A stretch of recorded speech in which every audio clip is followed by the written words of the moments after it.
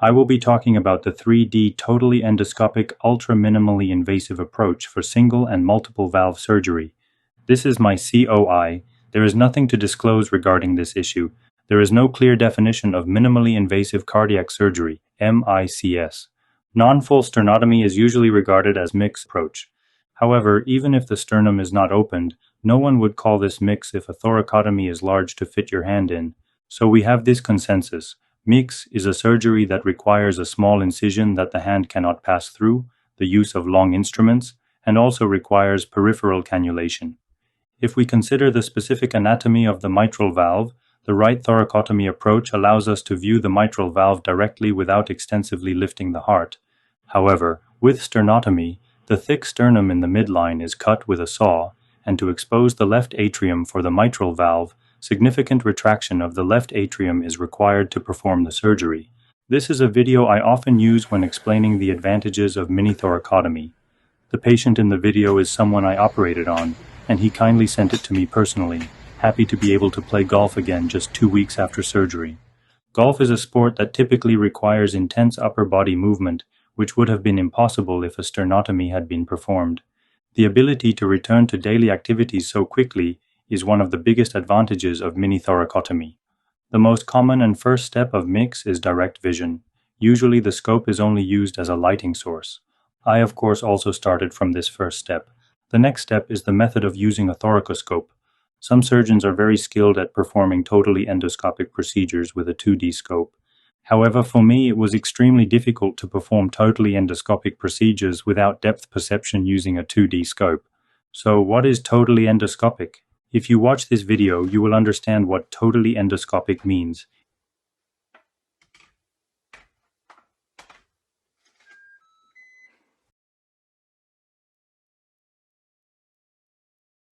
In direct vision mix, blind spots are inevitable as shown here. However, with endoscopic vision, you can see much deeper and more clearly. Therefore, it is possible to safely dissect the periaortic adhesion for aortic cross-clamping. This patient previously underwent a Ross operation and has severe adhesions around the aorta. The advantages of totally endoscopic approach can be clearly seen by comparing these two video clips, performing a similar procedure. As you can see, the endoscopic view provides a much brighter and magnified view, and of course much smaller incision. However, 2D scope has this problem. It is a monovision, so there is no perception of depth or distance, making it very difficult to start with and requiring a long learning period. The Da Vinci robot is the most representative tool for a totally endoscopic 3D view approach. This was my first robotic mitral repair case. It was successful. However, as time went on, I realized several difficult points. Without a dedicated bedside surgeon, the distance between the bedside and the console felt extremely far. The psychological distance was like this. Moreover, the lack of tactile feedback is also a disadvantage. And tactile feedback is also important, especially in redo cases. In this video, you can see how delicately dissecting is done.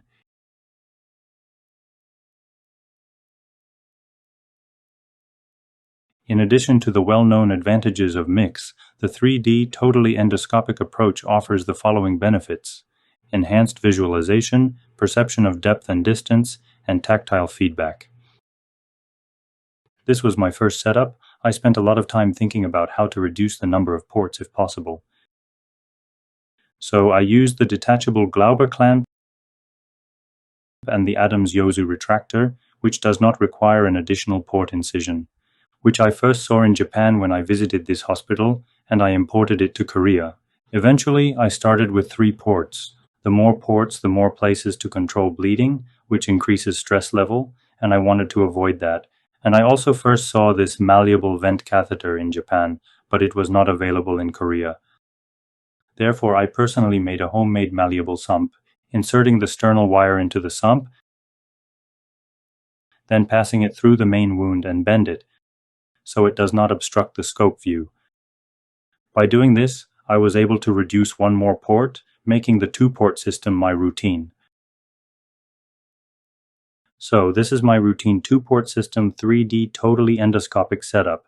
This approach allows for even smaller incisions compared to traditional mix, truly making it ultra-minimally invasive mix. The postoperative wounds are as follows. Another important advantage is that both the operator and observers share the same screen, which is very beneficial from an educational perspective. Another distinctive feature of my setting is using the solo assist without moving it from the stand to the bed, making it seem like someone is holding the scope from the side. It is possible to perform surgery with just one assistant. Reducing the number of ports and assistants in this way seems to align well with the motto, less but better. From July 2017 to May 2025, I did 600 cases of 3D totally endoscopic mix. The majority of the cases was mitral valve repair.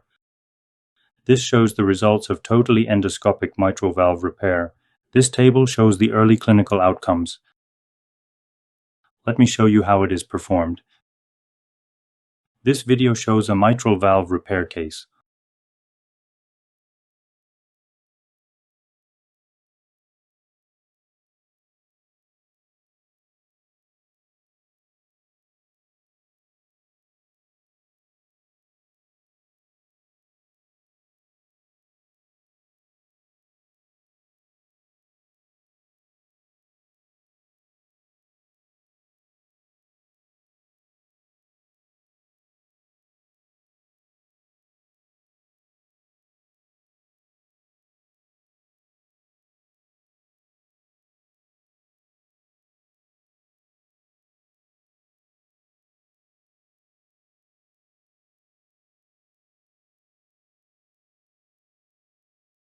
Although I initially started with the mitral valve, I now apply this method to various types of valves. In the case of AVR, RAT AVR is very convenient and simple, but there are also cases where TE-AVR, totally endoscopic AVR, is advantageous. This patient's case exemplifies that scenario. In a significant number of severe AS patients, basal septal hypertrophy is observed. Before surgery, the afterload is increased, which can lead to underestimation of left ventricular outflow tract obstruction. After TAVR relieves the aortic stenosis, significant LVOT obstruction can occur.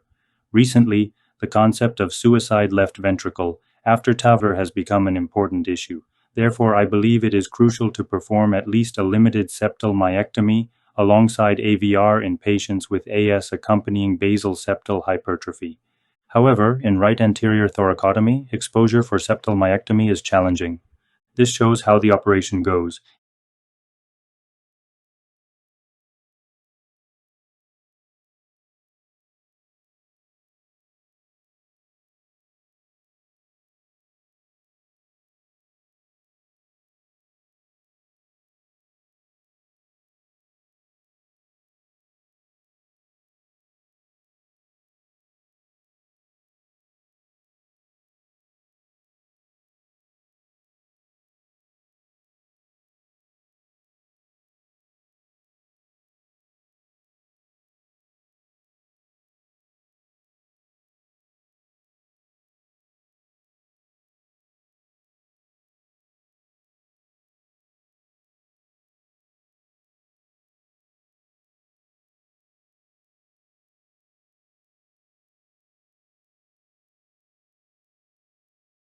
In this case, extensive septal myectomy is often not necessary.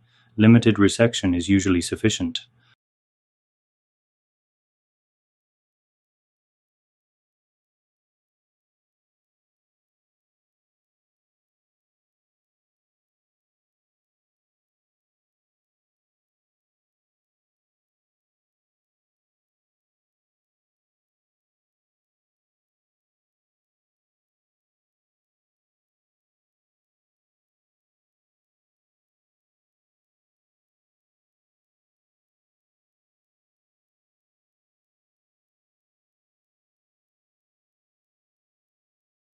The postoperative intraoperative TEE results show that the LVOT obstruction has disappeared. This case video was recently published in this paper. These days, we are frequently performing totally endoscopic double valve replacements. This case involved DVR using bioprosthetic valves.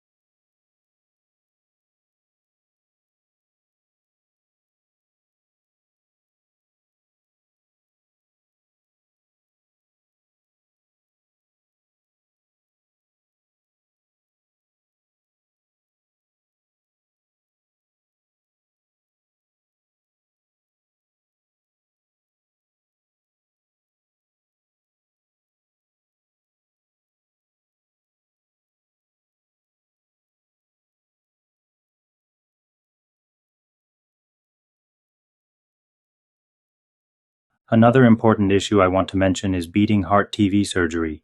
Beating heart surgery has the following advantages: no periaortic dissection for ACC and root cannulation, no pericardial adhesiolysis, no ischemic damage, normothermia, so there is less possibility of coagulopathy, and no time delay for CPB weaning.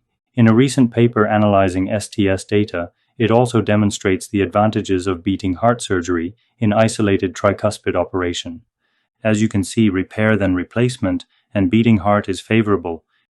And recently we published the results of the mini thoracotomy, beating heart tricuspid surgery that I performed at Bucheon Sejong Hospital, and the overall survival was 89% at 4 years, and freedom from severe TR at 4 years was 94%, and there was no TV reoperation. The advantage of beating heart tricuspid surgery can theoretically be considered for several reasons. Another crucial point to mention is that in the beating heart state, suturing is done while monitoring the ECG in real time. This allows for immediate detection of conduction disturbance such as AV block, and if necessary, the stitches can be modified. The following is a video of beating heart TV repair. You will be able to see how simple the procedure is. The patient had undergone mechanical mitral valve replacement about 30 years ago. Preoperative echocardiogram was like this, and preoperative CT angiogram.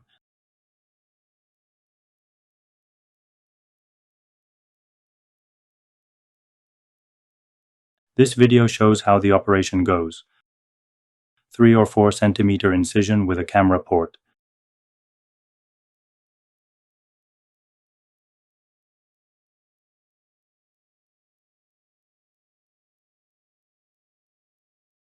The operation was reoperation, but the pericardial adhesion was not so severe in this patient. SVC was dissected for snaring.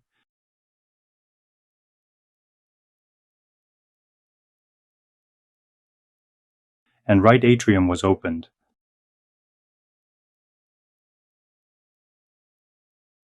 The saline test shows annular dilatation, but the leaflet morphology looks okay.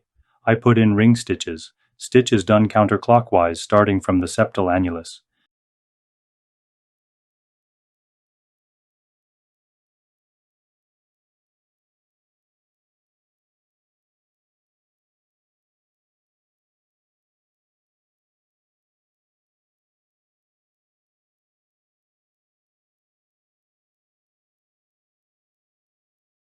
And knot tying is done using core knot.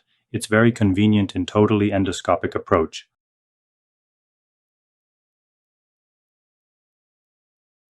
After confirming that there is no leakage with the saline test, the operation is finished, and the right atrium is closed. CPB time was 53 minutes. The patient's postoperative course was also very smooth.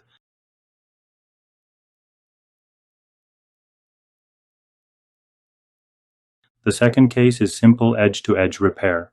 This case was also redo case with multiple comorbidities such as DM, CKD, cardiac LC. The Euroscore 2 was 12%. In this case, the pericardial adhesion was tight.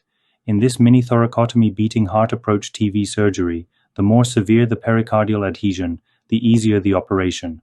Right atriotomy is done.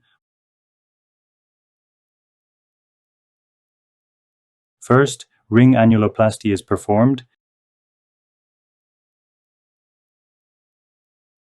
and the leaflet function is evaluated with the saline test.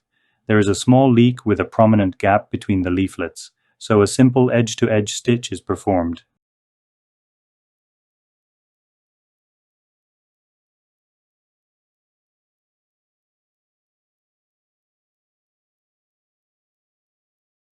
Now you can see only a small leakage. And the right atrium is closed, which is stitched together with the pericardium. This pericardium is a very good reinforcing material. This right atriotomy site is the only bleeding focus, and the bleeding control is quite easy. The patient's postoperative course was also very smooth. In summary, 3D totally endoscopic ultra-minimally invasive cardiac surgery is safe and feasible for both single valve and multiple valve surgeries. In terms of it offers a 3D vision with the perception of depth and also tactile feedback, and low assistant dependency and not expensive compared with the robotic surgery, and most of all, it is safe because the operator is right next to the patient. Thank you for your attention.